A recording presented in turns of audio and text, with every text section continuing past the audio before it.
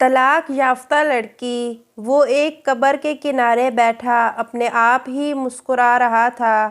مریم کے ساتھ گزرے حسین لمحے اس کے دماغ میں فلم کی طرح چل رہے تھے۔ وہ سارے خواب ایک ایک کر کے جینا چاہتے تھے، وہ جن کی حقیقت ہونے کا سلسلہ شروع ہو چکا تھا۔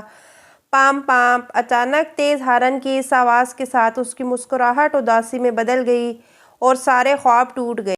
اس ہولناک حادثے نے اس کی پیاری بیوی مریم کو چھین لیا تھا۔ ان کی شادی کو صرف 7 ماہ ہوئے تھے اور مریم کی عمر صرف 22 سال تھی۔ آج مریم کے سوئم کے روز وہ کافی دیر سے اس کی قبر پہ بیٹھا اس کی یادوں کو دل میں پیوست کر رہا تھا۔ تم ابھی صرف 25 سال کے ہو، ساری زندگی پڑی ہے تمہارے آگے۔ کب تک مریم کی یاد میں اکیلے رہو گے اور تمہارے اس اکیلے پن سے مریم خوش نہیں ہوگی؟ میری بات مانو، شادی کے لیے ہاں کر دو۔ اس کی ماں اس کی دوسری شادی کروانا چاہتی تھی۔ میں ابھی ذہنی طور پر تیار نہیں ہوں، اس نے کہا۔ آپ ہیرا کی شادی کی فکر کریں، اس کے بعد میں بھی مان جاؤں گا۔ ہیرا اس کی چھوٹی بہن کا نام تھا۔ بیٹے کی بات سنتے ہی ماں نے ہیرا کے لیے رشتے دیکھنے شروع کر دیے۔ جلد ہی ایک بہت اچھے خاندان میں اچھی طرح چھان بین کے بعد اس کی شادی کر دی گئی۔ اب ماں نے اس سے دوبارہ شادی کی بات چھیڑی تو وہ مان تو گیا، لیکن اس نے ایک شرط رکھ دی کہ کسی طلاق یافتہ لڑکی سے شادی کرے گا تاکہ کسی کی بے رنگ زندگی میں رنگ بھر سکے۔ یہ شرط سنتے ہی اس کی ماں کا رنگ غیر ہو گیا اور غصے سے لال پیلی ہو گئی۔ میں کسی آوارہ بدکردار لڑکی کو ہرگز اپنی بہو نہیں بناؤں گی۔ بھلا شریف لڑکی کو طلاق ہوتی ہے کیا؟ طلاق تو تیز تراز اور آوارہ لڑکیوں کو ہوتی ہے۔ میں ہرگز کسی طلاق یافتہ کو اپنے گھر میں نہیں لاؤں گی۔ اب تو ماں بیٹے میں اسی بات پر ہر وقت ان بن رہنے لگی۔ وہ اپنی ماں کو سمجھاتا کہ ہمیشہ برائی لڑکی میں نہیں ہوتی، لڑکے بھی تو خراب ہو سکتے ہیں نا۔ اسی ان بن میں 18 مہینے کا عرصہ بیت گیا۔ ایک دن اس کی بہن کے ساس سسر اور اس کی بہن گھر آئے۔ ہیرا بالکل ٹھیک لگ رہی تھی۔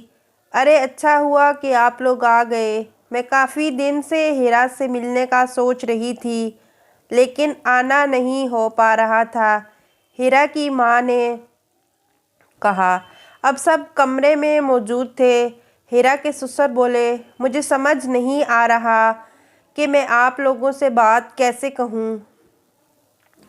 دیکھیے بہن، ہیرا بہت اچھی لڑکی ہے، ہمیں اس سے کوئی بھی شکایت نہیں ہے، لیکن بات یہ ہے کہ اب ہمارا بیٹا شاید اس کے قابل ہی نہیں رہا۔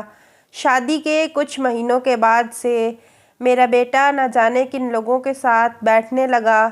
وہ نشے کا عادی بن چکا ہے، شراب نوشی بھی کرتا ہے اور پہلے تو صرف لڑائی جھگڑا کرتا تھا، اب وہ ہیرا پر ساتھ ہی ہاتھ بھی اٹھانے لگا ہے۔ اسی وجہ سے ہم نے اپنے بیٹے کو گھر سے نکال دیا ہے اور بہت سوچ بچار کے بعد ہم نے یہ فیصلہ کیا ہے کہ آپ کی بیٹی کی زندگی خراب نہ کی جائے۔ اسے ہم اپنے بیٹے سے طلاق دلوا دیں گے اور خود اس کی شادی کسی دوسری اچھی جگہ پر کروا دیں گے۔ ہم اپنے بیٹے کی وجہ سے بہت زیادہ شرمندہ ہیں اور ہیرا کو اپنی بیٹی کی طرح کسی اور کے ساتھ رخصت کریں گے۔ اور وہ بولتے گئے اور اس کی ماں سکتے کی سی حالت میں بیٹھی سنتی رہی اور آنسو بہاتی رہی۔ اب اس کی اپنی بیٹی بھی طلاق یافتہ تھی اور طلاق یافتہ لڑکیوں کے لیے اس نے جو الفاظ ادا کیے تھے وہ اس کے کانوں میں گونج رہے تھے۔ اب ماں کو سمجھ آ گیا تھا کہ بیٹا ٹھیک کہتا تھا کہ ہر بار لڑکی قصوروار نہیں ہوتی، چاہے جتنی بھی چھان بین کر لو، لڑکیوں کی شادی نصیب سے ہی ہوتی ہے۔ طلاق یافتہ ہونا کوئی برائی نہیں ہے، یہ تو قسمت کے کھیل ہیں۔ اکثر برے سے برے اعمال والی لڑکیوں کے گھر بس جاتے ہیں اور اچھی سے اچھی لڑکیوں کے نہیں۔ بس ان کو تربیت سے پرکھیں۔ صرف اس وجہ سے کوئی رائے قائم کر لینا کہ یہ لڑکی طلاق یافتہ ہے بہت زیادتی ہے۔ معاشرے کا توازن برقرار رکھنے کے لیے ہمیں اپنی سوچ کشادہ رکھنے کی ضرورت ہے۔ طلاق یافتہ لڑکیوں کی دوبارہ شادی ہونے سے معاشرہ بے راہ روی سے بچے گا۔